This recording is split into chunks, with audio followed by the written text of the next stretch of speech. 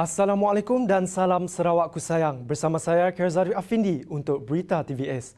Ini tajuk-tajuk utama hari ini. Sarawak mahu formula agihan pendapatan didedah. GPS terus berjuang hak Sarawak. 11 resolusi Konvensyen PBB Zon Utara. Pengerusi GPS Datuk Patinggi Abang Johari Tun Openg petang tadi menjelaskan pendirian parti itu terhadap Perikatan Nasional. Katanya GPS menolak untuk menjadi sebahagian daripada PN apabila dipelawar Perdana Menteri Tan Sri Muhyiddin Yassin. Tan Sri nanya, are you going to be a member of PN? Perikatan Nasional? I said no. We are on our own. And Perikatan Nasional government is PN plus DPS. Maka lantiklah menteri-menteri kita yang ada di kerajaan pusat dah. Ketika membuat keputusan, DAP Sarawak cuba memujuk GPS untuk menyokong PH dan melupakan sengketa lama. Kaya opposition situ, kita why join them? Why join PAS? Why join Bersatu? Saya madah kita hanya menubuhkan kerajaan pusat demi rakyat Malaysia. Ya sebabnya waktu apa yang berlaku? DAP ngeluar statement minta GPS sokong aja. What is PAS is PAS. Ingat kita Chong kata what is PAS is PAS. We can be friendly. Kita kerjasama. Kata DAP Sarawak kenanya mahukan kita menyokong Pakatan Harapan. What is PAS is PAS. Beliau berkata demikian ketika menyampaikan amanat pada Konvensyen PBB Zon Utara di Miri pada Sabtu. Dalam ucapannya, beliau mahu anggota PBB terus bersatu dalam mengukuhkan perjuangan parti bersama rakan komponen GPS bagi memastikan kemenangan pada pilihan raya akan datang. Kerajaan GPS akan terus mendesak Kerajaan Persekutuan mendedahkan formula yang digunakan dalam penyediaan peruntukan tahunan kepada negeri ini. Ketua Menteri Datuk Patinggi Abang Johari Tun Openg berkata ia adalah hak Sarawak untuk mengetahuinya, apatah lagi peruntukan tersebut kelak akan digunakan untuk membantu rakyat dan membangunkan negeri Sarawak. Peruntukan 112 dalam Perlembagaan Malaysia menyebut bahawa kerajaan pusat mesti memberi bantuan kepada kerajaan Sarawak. Dalam tahun yang lepas, PS memberi kita 36 juta. Saya madahnya seni datang 36 juta. Saya nerima dengan bersyarat. Sarawak minta formula agihan pendapatan negara. Kalau negara pendapatannya tinggi, maka dia mesti ada formula untuk memberi kita bantuan kepada Sarawak di bawah 112. Kerana itu katanya Sarawak akan terus perjuangkan hak tersebut. Beliau berkata demikian dalam amanat sempena Konvensyen khas PBB di Miri pada Sabtu. Artikel ini ataupun pasal ini dalam perlembagaan ialah berlandaskan satu pendapatan kerajaan persekutuan pertama. Yang kedua ialah keperluan kerajaan negeri. Jadi keperluan kerajaan negeri sekarang mengikut kajian yang ada pada kerajaan negeri ialah 119% lebih tinggi daripada yang tahun 69. Makna jadi bagaimana pula kita dapat hanya 32 million. Nah, jadi kalau ini boleh dilaksanakan dengan cukup, saya yakin kita bukan saja mendapat 30 million, 80 million, jauh lebih tinggi daripada itu. dalam saya punya penilaian, saya tak nak sebutlah figure tu, terlalu tinggi. Sebab kalau kita lihat daripada tahun 63, 65, 66 hingga 69, kenaikan dia daripada 8 juta hingga ke 16. Pada 69. Mana kajian dia double sekali. Jadi kalau double tu sentiasa berterusan daripada 69 hingga sekarang, bayangkan berapa jumlah. Lebih jauh. Jauh lebih tinggi daripada apa yang ini, macam orang kata macam debu saja yang diberi oleh Pakatan Harapan tu.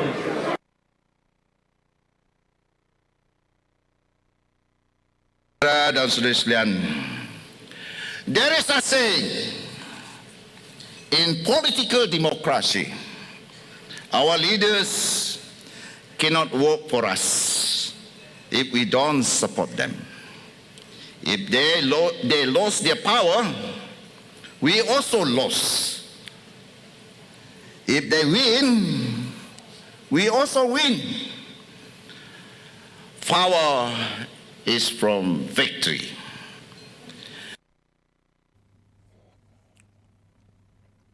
Itu tegas Timbalan Presiden PBB Dato' Amar Awang Tengah Ali Hassan dalam memastikan Parti Pesaka Bumi Putera Bersatu PBB terus mengekalkan perpaduan anggotanya.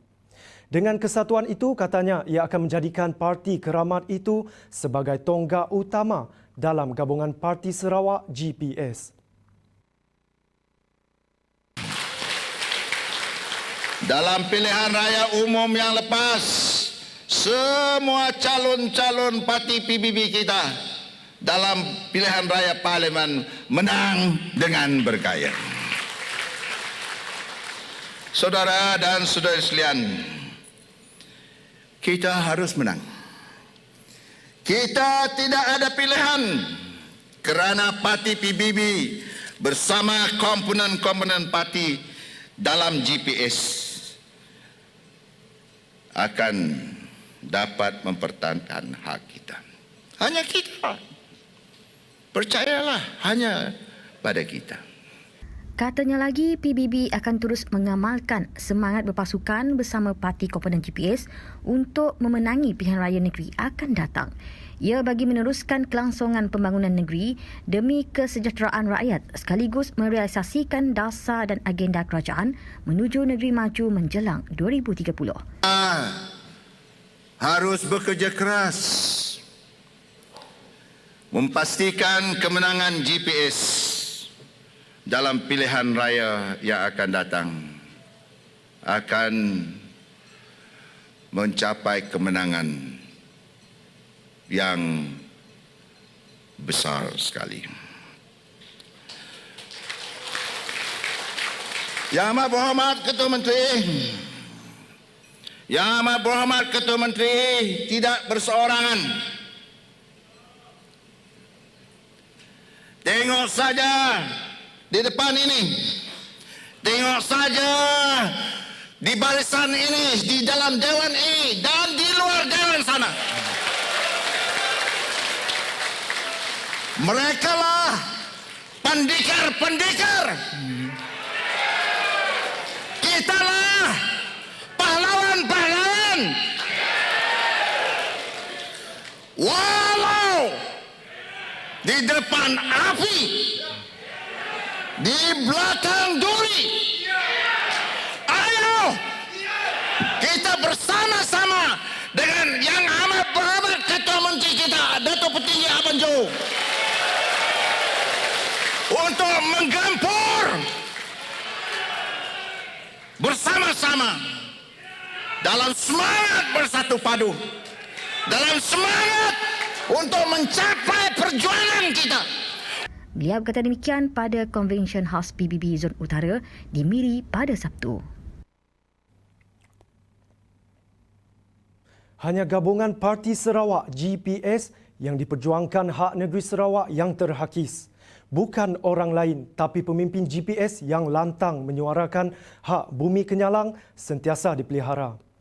Timbalan Presiden PBB Dato' Amar Awang Tengah Ali Hassan berkata ia dibuktikan dengan pelaksanaan inisiatif khas termasuk cukai jualan minyak dan gas.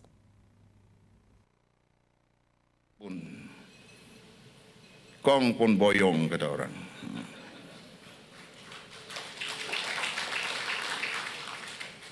Yang memperjuangkan hak kita ini ialah pemimpin-pemimpin kita dengan kerjasama rakan-rakan kita yang mempunyai perjuangan yang sama untuk memperjuangkan hak dan kepentingan kita ini. Bermula daripada pemimpin-pemimpin kita. Ada yang bercakap sekarang ini macam-macam, seolah-olah mereka lah yang memperjuangkan hak dan kepentingan ini. Sehubungan itu, sokongan kepada GPS penting bagi memastikan kemenangan pada PRN akan datang.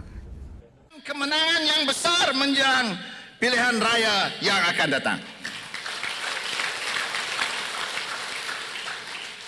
Kita harus bersama-sama dengan yang amat berhormat Ketua Menteri kita untuk terus memperjuangkan hak dan kepentingan kita, untuk terus membawa pembangunan, untuk terus mengubah, mempertingkatkan lagi sosioekonomi masyarakat kita.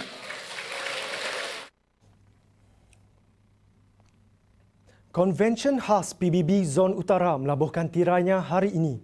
Namun ia akan diteruskan di 3 lagi zon Betong, Sibu dan Kuching. Untuk Zon Utara, ia dihadiri 961 delegasi dari 17 cawangan PBB di mana perrasmiannya disempurnakan oleh Presiden Parti, Datuk Patinggi Abang Johari Tun Openg. Walaupun berdepan cabaran pandemik COVID-19, namun konvensyen itu berlangsung dalam kelaziman baharu serta patuh garis panduan Perintah Kawalan Pergerakan Pemulihan.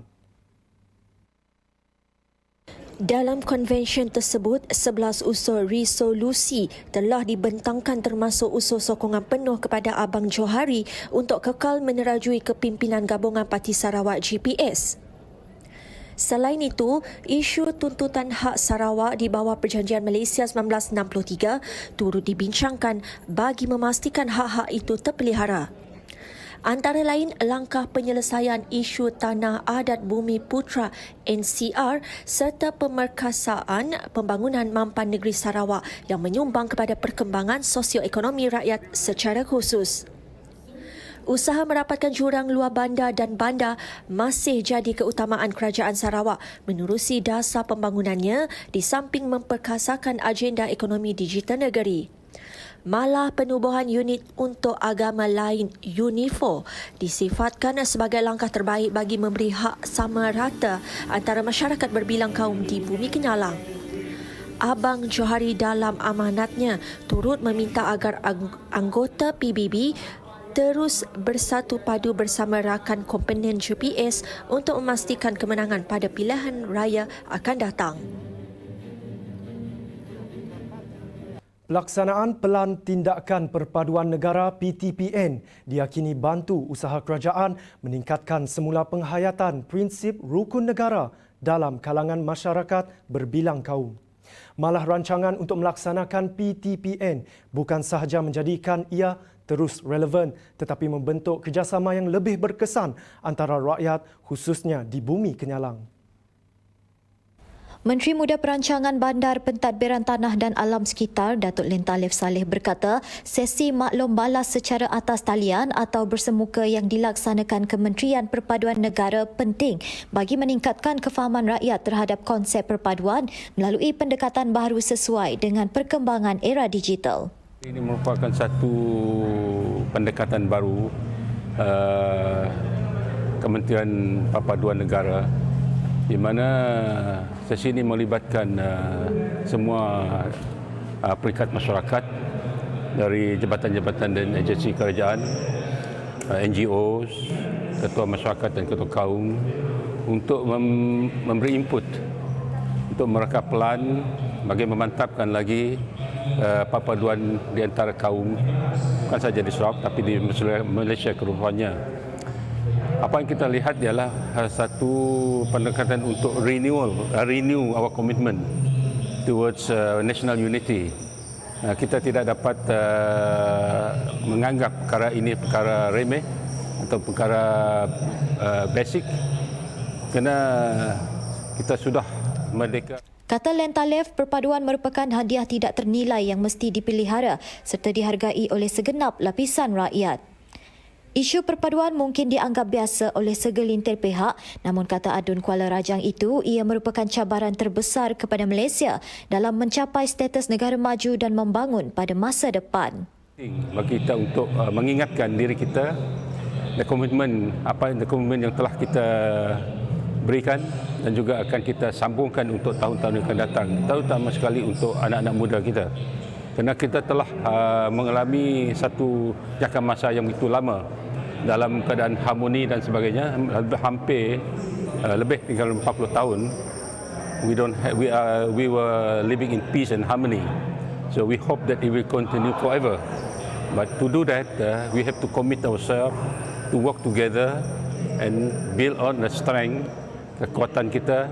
Beliau berkata demikian ketika ditemui pada sesi maklum balas rakyat berhubung draft Pelan Tindakan Perpaduan Negara 2021-2025 di Dewan Perpaduan Kampung Seberang Sarike pada Jumaat. Sementara itu, susulan sesi maklum balas pelaksanaan PTPN, rakyat menaruh harapan tinggi agar budaya bertoleransi terus dipertahankan di negeri ini. Usaha itu wajar bagi memastikan perpaduan dan kerukunan hidup rakyat pelbagai kaum di negara ini terus dipelihara. Pentingnya generasi muda pada masa inilah untuk menghargai perjuangan pada generasi-generasi yang dahulu yang membela negara kita untuk mencapai kemerdekaan. Jadi diharapkan generasi pada masa ini sama-samalah mendukung cita-cita kerajaan untuk menyatu padukan semua lapisan masyarakat di Malaysia dengan pelbagai kaumnya dan pelbagai anutan agamanya. Jadi biarlah kita generasi muda ini sama-sama mengemeling tangan, menyatu padukan masyarakat kita dalam pelbagai panduan dalam kehidupan seharian kita. Kepentingan perpaduan dalam sesebuah negara adalah untuk meningkatkan perpaduan, meningkatkan kemajuan dalam sesebuah negara. Kalau kita bersatu padu, negara kita akan maju dari segi pelbagai aspek ekonomi, sosial. Bandar Sibu dipilih sebagai tuan rumah bagi sambutan Hari Malaysia pada 16 September ini. Menurut Menteri Utiliti Sarawak, Datuk Seri Dr. Stephen Rundi Utom, menjadi tuan rumah 2 kali berturut-turut bagi sambutan itu adalah suatu perkara bersejarah buat Sarawak dan kerajaan negeri amat menghargai pengiktirafan itu. Kita merasa sangat berbangga kerana pada 16 bulan September nanti di Sibu kita akan merayakan Hari Malaysia peringkat kebangsaan 2020. Kita juga berterima kasih kepada Kerajaan Persekutuan yang memberikan kepercayaan kepada negeri Sarawak untuk menganjurkan untuk kali kedua berturut-turut daripada tahun lepas. Jadi kita rasa inilah sangat penting kerana kita dapat memperingati akan usaha-usaha pemimpin-pemimpin yang lepas di mana mereka berusaha dengan titik peluh mereka untuk supaya Malaysia ini dibentuk. Bagaimanapun, Dr. Rundi berkata berikutan pandemik COVID-19, sambutan akan diadakan dengan pematuhan ketat prosedur operasi standard. Beliau berkata demikian ketika ditemui pemberita TVS pada Khamis. Berarti kita mengadakan ini dengan mematuhi SOP yang telah pun diarahkan oleh Kementerian Kesihatan untuk demi menjaga kesihatan rakyat jelata. Jadi haruslah menggunakan penutup muka dan hidung dan juga mencuci tangan, menjaga kebersihan dan harus ada social distancing, iaitu penjarakan sosial antara satu sama lain. Dalam majlis ini kita anggarkan akan dihadiri oleh 1,000 orang tetamu yang akan datang, termasuk yang tuan yang terutama Yang di-Pertuan Negeri Sarawak dan Tuan Puan, dan juga Ketua Menteri Sarawak, Yang Berhormat Ketua Menteri Sarawak dan Ketua Menteri Sabah, dan semua ahli-ahli VIPs yang lain, iaitu menteri-menteri dan juga ahli-ahli yang berhormat yang lain.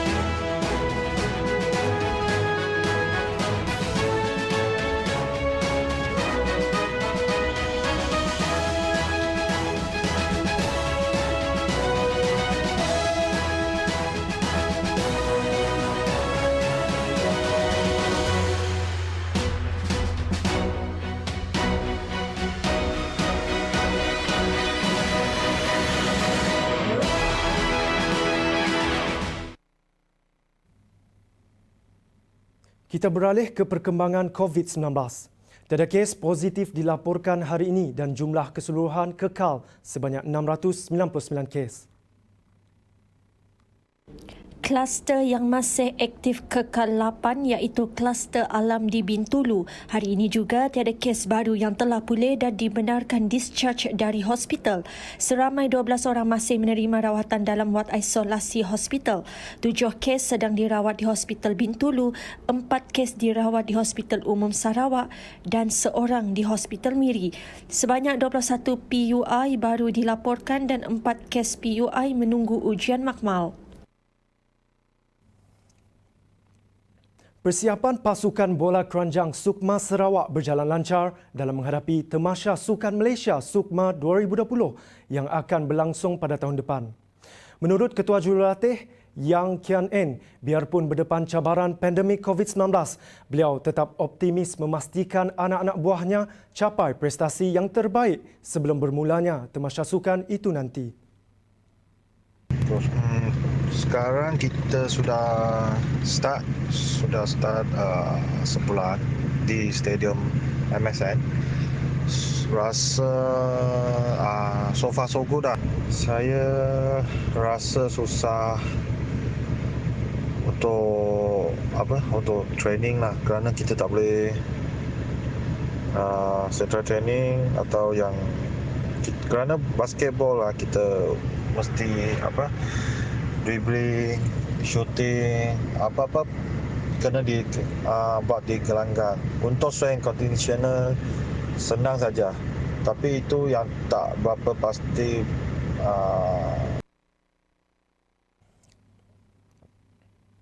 Sarawak United FC gagal memanfaatkan peluang beraksi di laman sendiri apabila sekadar terikat tanpa jaringan ketika melayan kunjungan UKM FC dalam saingan Liga Premier di Stadium Negeri Kuching pada Jumaat. Dengan keputusan tersebut, skuad Merah Hitam hanya berpuas hati mengutip satu mata pada aksi ke-6 Liga Division kedua negara itu. Meskipun dilihat lebih banyak menguasai perlawanan, namun beberapa peluang gagal diterjemahkan kepada jaringan. Ketua Jurulatih Sarawak United FC, E.A. Lavarasen berkata, ketumpulan serangan antara faktor yang menggagalkan misi meraih 3 mata di tempat sendiri. First half ni kita ada peluang yang kita ada peluang kita lebih baik dari UKM, tapi second half ni saya rasa 50-50. So makin dekat masa nak habis, saya nampak player dah macam terasa macam dah risau sebab siapa lego last minute akan mendapatkan kemenangan untuk tim yang lepas tu, yang dapat menjaring itu. So Tapi last 10 minutes kita cuba juga lah. Tapi hanya tak dapat menjaringkan. Overall lah, kita juga push kita punya max. Nampak ramai yang betul-betul try. Last minute also kita miss. Yang Shirin punya bola kena tiang. Flick tu pun miss. Sometimes benda ni tak jadi. Beliau berkata demikian ketika ditemui media selepas tamat perlawanan di Stadium Negeri Kuching. Ditanya mengenai pertembungan abang-adik menentang skuad Kuching FA pada aksi seterusnya, Ella Varasen tetap optimis anak-anak buahnya melakukan yang terbaik bagi memperolehi 3 mata penuh. Macam-macam lah. Ini game macam home derby kan. Kuching pun I think satu tim yang baik. Abang-adik. Dia tim yang baik juga. Dua-dua tim perlukan kemenangan. So sampai kala ini permainan bola sepak mesti kena ada satu kemenangan ataupun seri macam hari ini. So I rasa kita kena usaha lah, keep working lah sampai kita dapat kemenangan. Sarawak United kekal di tangga ke-9 dengan 5 mata selepas mengharungi 6 perlawanan. Ketika puluhan jemaah mendirikan solat Isyak di sebuah masjid di Dhaka, Bangladesh, sekurang-kurangnya 50 jemaah melecur selepas pendingin hawa meletup. Ahli jawatan kuasa masjid berkenaan mendedahkan telah memfailkan aduan berhubung kebocoran pada bahagian saluran gas sebelum ini. Pegawai dari Jabatan Perkhidmatan Kebakaran Haziganj, Mursyid Alam berkata, letupan itu berlaku sekitar jam 9 pagi waktu tempatan pada hari Jumaat di sebuah masjid yang terletak di Bandar Fatungoh. Kebanyakan mangsa melecur antara 60 hingga 70%, manakala 38 orang lagi mangsa terpaksa ditahan di wad kerana melecur dengan teruk. Imam masjid tersebut turut dilaporkan melecur dan dibawa ke hospital kerana mengalami kecederaan kritikal. Sekian bersama saya Karzarif Afindi. Teruskan kesetiaan anda bersama kami di TVS. Terima kasih.